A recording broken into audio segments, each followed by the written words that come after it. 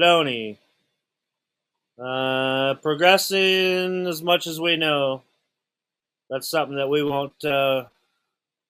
Only head coach Scott Frost will talk about injuries. So, yeah, I can't tell you one way or the other. Marcus replaced Betts. I think that they're replacing Betts with 3 different guys. Garcia Castanedas is a guy that we haven't got to see yet, but obviously Trey Palmer and now with Marcus Washington. So I like what they're adding there. And Xavier Betts never really produced a whole heck of a lot anyway, so we don't know how big of a loss that is at this point.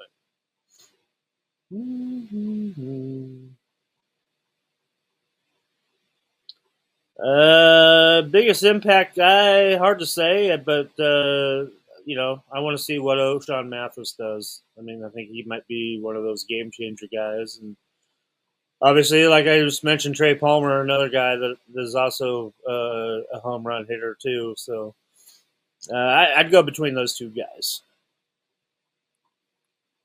Moonbot, I don't know what Scully guys might leave at this point.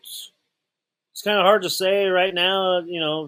With graduation's already been over a couple weeks ago. I don't see anybody leaving at this point until semesters, right around semester starting in, fall camp wise, if people aren't happy with their position there on the depth chart. But yeah, I don't see any changes coming up.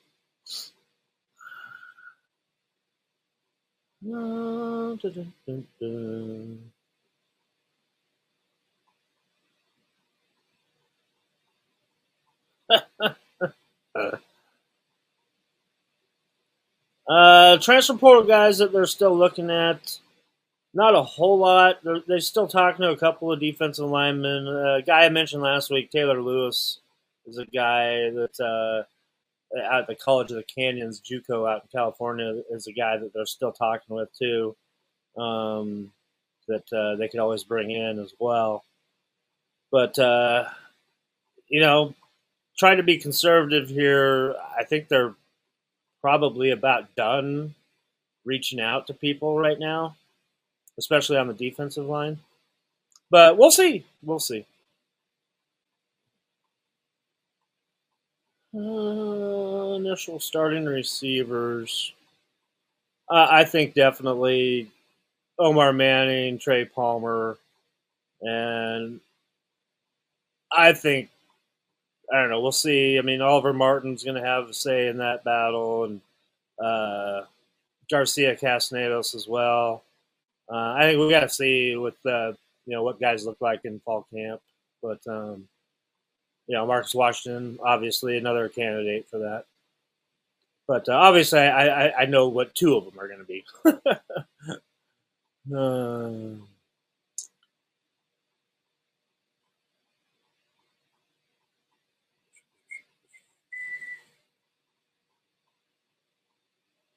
I think we will be better. I hope so.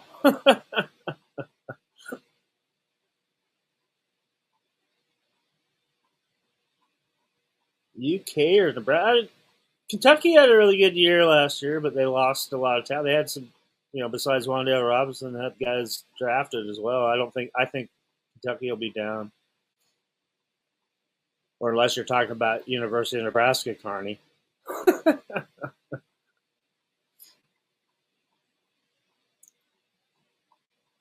Da, da, da.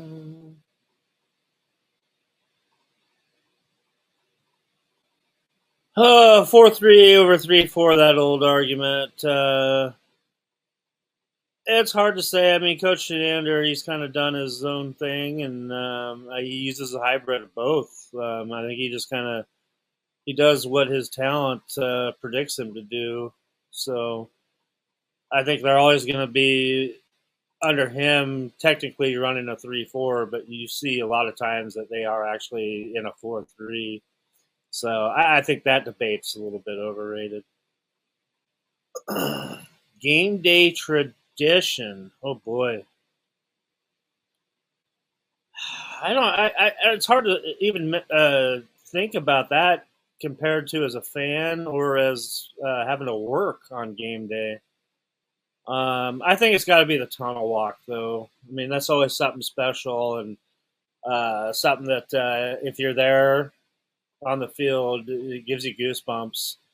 Those went away for a little bit, but they came back this year at certain times. But I think that's obviously, in my mind, would be the biggest game day tradition at Nebraska. Obviously, not the balloons, not the balloons. Definitely can do without those.